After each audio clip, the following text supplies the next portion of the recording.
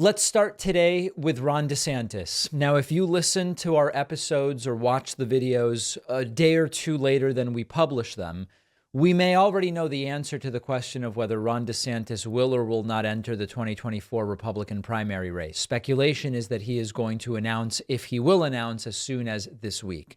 But extraordinarily fascinating is a new report from the New York Times that privately, one of the ways that Ron DeSantis has been trying to convince major Republican donors to support him instead of Donald Trump is by telling the donors that Trump cannot win in 2024.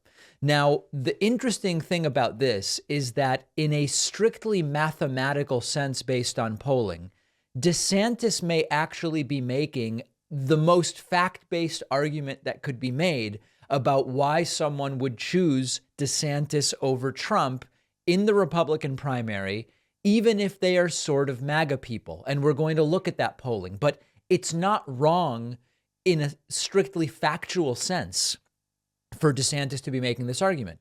But is this the way to project strength to those who are saying, well, we've got the former President Trump, but maybe I want something different so I could support someone else? Does it project strength for DeSantis's case to be Trump can't win, so give me money instead? We look at this report, Biden and me, DeSantis privately tells donors Trump can't win.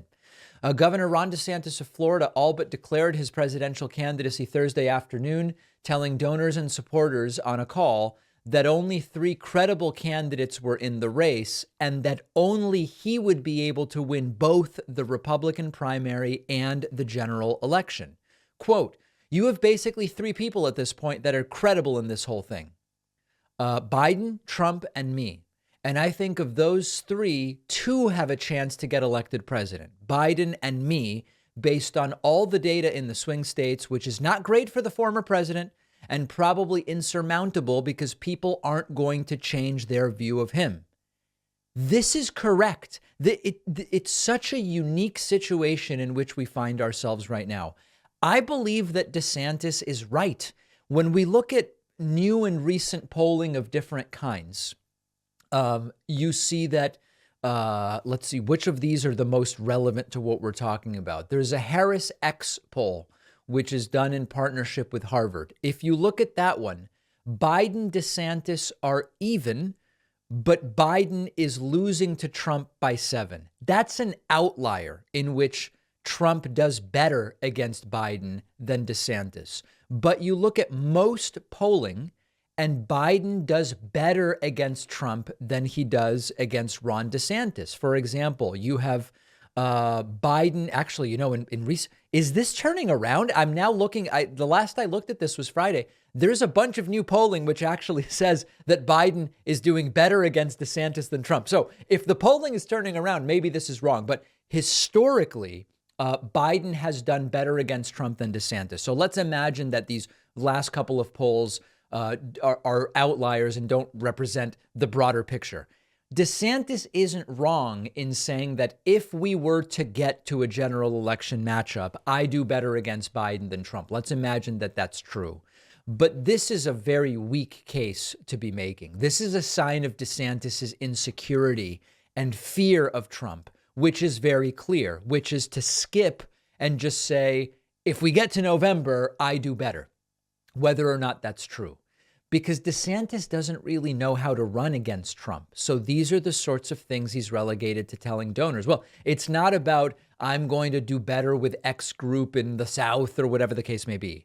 It's Trump can't actually win and I could. So the idea is undermine Trump in front of donors behind closed doors, appeal to the donors and say to them, you need a more viable alternative. And I guess it's me.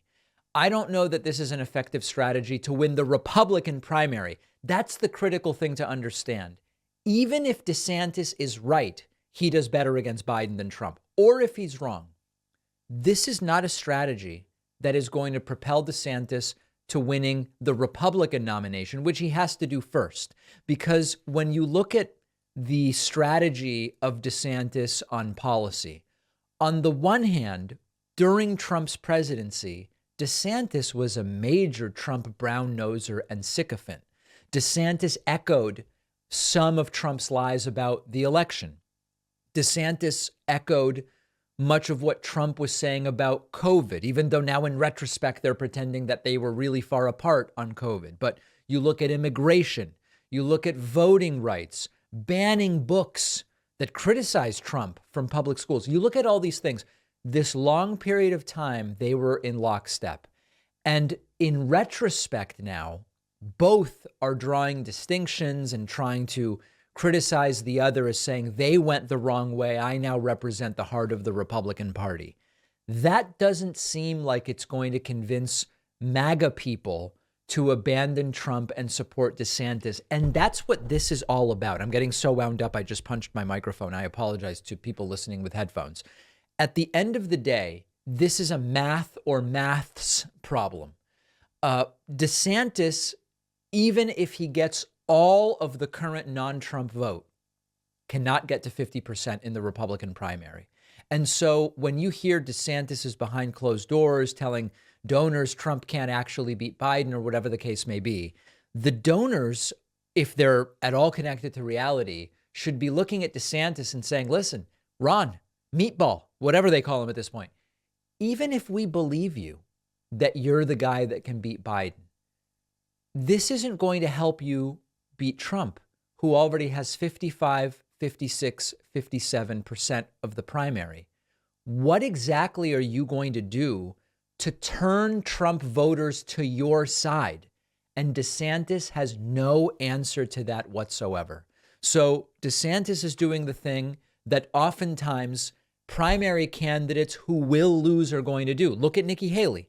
Nikki Haley, instead of going after Trump, other than to say, I'm from a different generation, basically, I'm younger and I'm a woman, Nikki Haley has been mostly criticizing Joe Biden. That's a loser's strategy. You're not explaining how you win the primary when you just say, here are all the problems with Joe Biden. Trump spends all day criticizing Joe Biden. It's not going to convince Republican voters. So I'm as curious as anybody else to see what happens if and when DeSantis enters this race. That may be today, that may be tomorrow. Or he may say, if better judgment gets to him, I can't win this thing. I'm going to wait until 2028. I struggle to imagine DeSantis gets away from polling 20% and saying, maybe I could double it, maybe I could triple it. So we will know much more very soon. But in the meantime, DeSantis having major problems in the state of Florida, and I want to talk about that next. One of our sponsors today is Fume. Not everything in a bad habit is wrong. So instead of a drastic, uncomfortable change, why not just remove the bad part from your habit?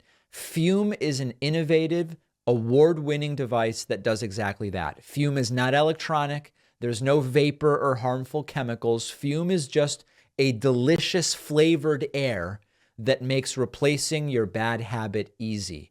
Your Fume comes with an adjustable airflow dial and is designed with movable parts, which is great for fidgeting, which can be great for people breaking bad habits. Look at what people online are saying. They weren't sure what to expect, but ended up loving the taste and the feel.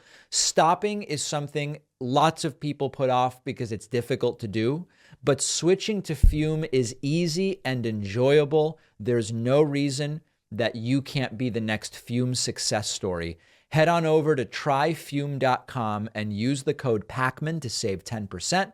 When you get the Journey Pack, which comes with the device and 3 flavors, the link is down below.